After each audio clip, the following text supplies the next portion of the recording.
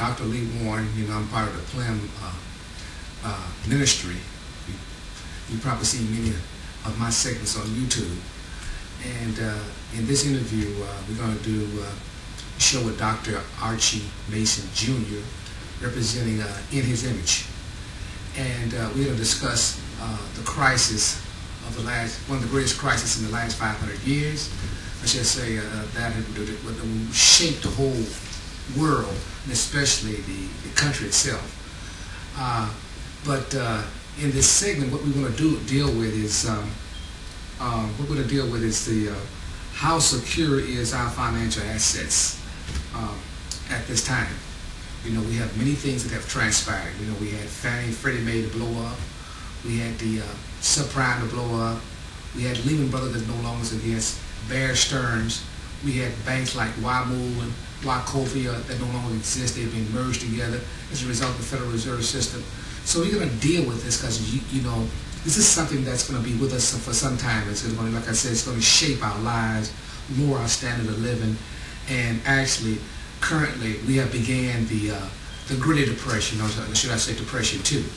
So with no further delay, I want to introduce a guest of mine, a friend, cohort, and important to understand that this mystery Babylon system that has been prophesied in the scriptures, we're going to deal with it and give you both some brief history and, most important, the diagnosis, but the solution to the problem.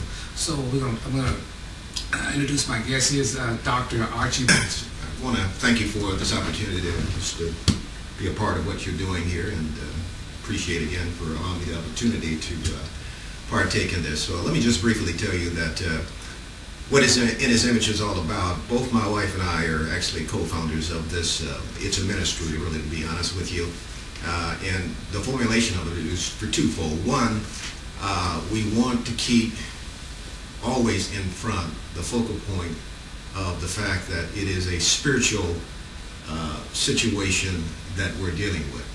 And in the context, we came up with the title In His Image for the name of this corporation because of the fact that we wanted to identify that that is all of the creation in the earth realm, has been created by God Himself. And so in that context, we are created in His image.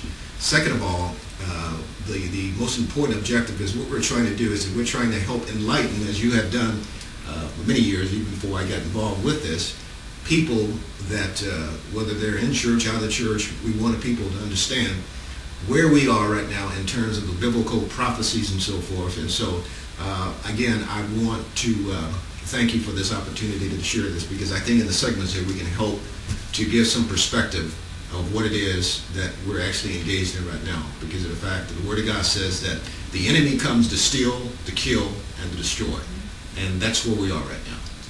Okay, then I like to say, you probably have not heard it. There have basically been 14 banks that have closed. And the day is February 20th, 2009, and I think this past Friday, if you just go to marketwatch.com, they usually every evening after market close on a Friday, there's always a bank or 2 or 3 banks that have closed. They never do they never do this during the time of the markets are opening. It's after the markets close. They always tell you X amount of banks have closed. It's 14 banks have basically somewhere around this year. And then we had approximately, I think, between 30 and 40 banks that have begun since this crisis has begun. And there's been estimates of very astute experts, and before it's all over, we're talking about thousands of banks that will shut. And we just in the beginning of this unraveling. And it's important for you to gather yourself and be able to save your financial assets, as the scriptures have pointed out, and also your soul, like I said. So it's physical and the spiritual component of this. So I just want to ask you, what is this crisis? I mean, just briefly. Well, I think the crisis is widespread. It's like a fire, and the fire, unfortunately, at this point in time, what we're being told from our government, that everything is basically right now, remember during the Bush administration, he came out and said publicly that everything was sound. And of course, you know that before he ended his actual tenure as president, he had to come out again, and he bought also out the Treasury of the United States and stated that they needed to do something immediately. And of course, the whole country wasn't quite sure, and I'm not quite sure if the country has even understood right now the gravity of what's taking place here. But the bottom line is that we have a fire that cannot be put out, and it's a serious fire, to the extent that most people in this country are going to lose probably everything that they have actually accumulated as far as their 401 programs, their savings accounts, CDs, you name it. It's all at risk because our government clearly is not telling us the truth as to what's happening. Yeah, so let me see. Yeah, you say, so this, regardless of your ethnicity, what color, what religion you are, or whatever, everybody's affected by the almighty dollar. And as he's pointing out here, is that, well, when you say this crisis, you know, we go back to roughly September 15th, you know, or October, when Paulson, the Secretary of Treasury, came out and said that they had to have this TARP, you know, this trouble relief, the trouble asset relief program, you know, $750 billion. What exactly happened? I mean, we've heard that there was a run on the banks after Lehman, but what exactly happened? Would you give us Well, again, you know, my understanding of what took place, and there's been several people that have been interviewed on this whole situation, but the bottom line was that what supposedly took place was that on September 15th, they met, that is, Paulson met with people, several members of the Congress and so forth, and it was stated that if they did not get X number of dollars, billions of dollars to inject liquidity back into the system, that the entire system itself would collapse, not just here in the United States, but globally. In other words, everything would shut down.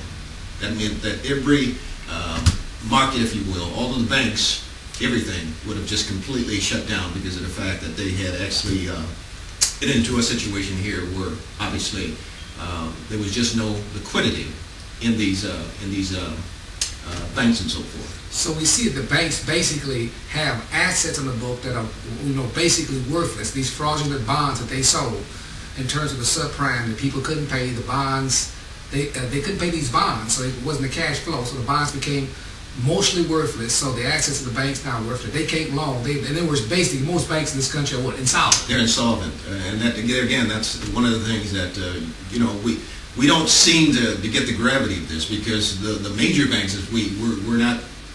You know, I don't want to just go out and mention, but the big banks, let's put it, you know, well, they're basically insolvent. Well, I'll mention them. I mean, this is all part of the public record. You can go to Bank of America and Citibank, just look at how much their stock is worth. Bank of America, I think Citibank is less than, at one point, it fell under $2. I mean, we're talking about $1 trillion bank. And Bank of America is, I think, under $5. What we said, these basically are penny stocks. Right. And they got trillions of dollars worth of assets. And you said, listen, and there's rumors. You can go to Market Watch, anywhere on the Reuters, and run analysis. They're talking about nationalizing these banks because they're totally insolvent. Now, we already spent about $8 trillion to try to bail these banks out. And at some point, I mean, we're throwing our money down a rat hole. In other words, banks have trillions of dollars of assets on the books. And we can put money into this, give them transfusion when they actually should be nationalized. That's great. Well, you know, when you look at it in retrospect here, I mean, the truth of the matter is this, is that, as you just pointed out, the two largest major banks that, you know, most people would look at and consider these banks to be solvent, as you pointed out, they're not solvent. But to add to that, the real truth of the matter is that the credit markets themselves have shut down, and people don't have the latitude, particularly small businesses, which is really the hub of our economic system. They can't borrow money to be able to make payroll, keep themselves going, and so forth. So if this is true, in essence, and I believe, of course, that it is true, because many people right now have actually indicated that even with their credit scores, and even with the fact that they've been in business, they've been solvent in terms of what they're doing, they can't even borrow from the banks because the banks don't really trust the small businessman. Even banks don't trust themselves. They don't even want to one another. So there's a real problem here that we're having here, because we're faced right now with an unprecedented type of situation that this country has never seen before. That's exactly right. So then we have Obama coming in. He's already explained this situation is going to take years to solve.